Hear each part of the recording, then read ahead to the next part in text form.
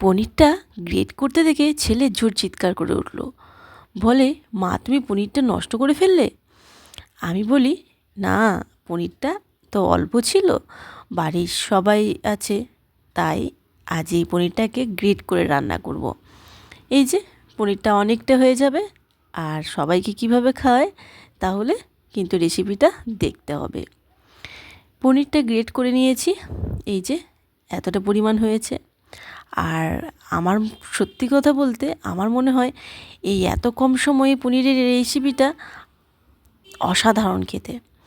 কড়াই তেল গরম করে কিছু গোটা গরম মশলা আর 1 চামচ মতন গোটা জিরে ফোড়ন দিয়েছি। ফোড়নটাকে বেশ সুন্দর করে ভেজে নিয়ে মিষ্টি একটা গন্ধ বের হয়ে এলে দিয়ে দিলাম আদা কাঁচা লঙ্কার পেস্ট, আর দিয়ে দিচ্ছি একটা টমেটো পিউরি। এটা কিন্তু সম্পূর্ণ নিরামিষ আর খুব অল্প সময়ে বানিয়ে নেওয়া যায়। এখানে আমি একটা মশলার ঘোল তৈরি করে রেখেছিলাম, যেমন হলুদ গুঁড়ো, জিরে গুঁড়ো, ধনে গুঁড়ো। আর খুব কম মশলা দিয়ে এত সুন্দর একটা পনিরের রেসিপি অসাধারণ লাগে খেতে।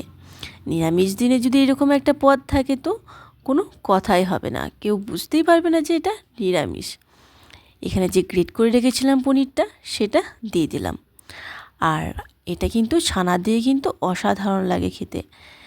তোমাদের কাছে যদি ছানা থাকে তো এটা ছানা দিয়েও বানাতে পারো। আর অন্য একদিন আমি এটা কিন্তু ছানা দিয়ে বানিয়ে দেখাবো। পনিরটাকে মশলার সাথে বেশ ভালোভাবে কষে নিচ্ছি যতক্ষণ না মশলা থেকে তেল ছেড়ে আসছে। আর পনিরটাও কিন্তু মশলার সাথে সাথে বেশ ভালোভাবে কষানো হয়ে যাবে। এরপর দিয়ে দিচ্ছি এখানে 1/2 চামচ মতো গরম মশলার গুঁড়ো, স্বাদ মতো লবণ, আর 1 চামচ মতন চিনি। আর কিছুটা গোটা গরম মশলা আমি গুঁড়ো করে নিয়েছিলাম, সেটা দিয়ে দিলাম। পনিরের সাথে কিন্তু গরম মশলার ফ্লেভারটা কিন্তু বেশ ভালো লাগে, আমার তো বেশ ভালোই লাগে। এখানে দিয়ে দিচ্ছি কিছুটা জল। পনিরটা কিন্তু মশলার সাথে আমার বেশ ভালোভাবে কষানো হয়ে গেছে। এই যে জল দিয়ে দিয়েছি বেশ অনেকটা। এরপর এটাকে ফুটিয়ে নেব।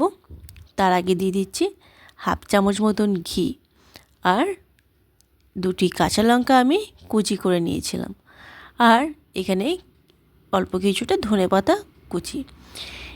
ব্যাস তৈরি আমাদের এই ছানার কালিয়া বা পনিরের কালিয়া, যেটা তোমরা বলবে।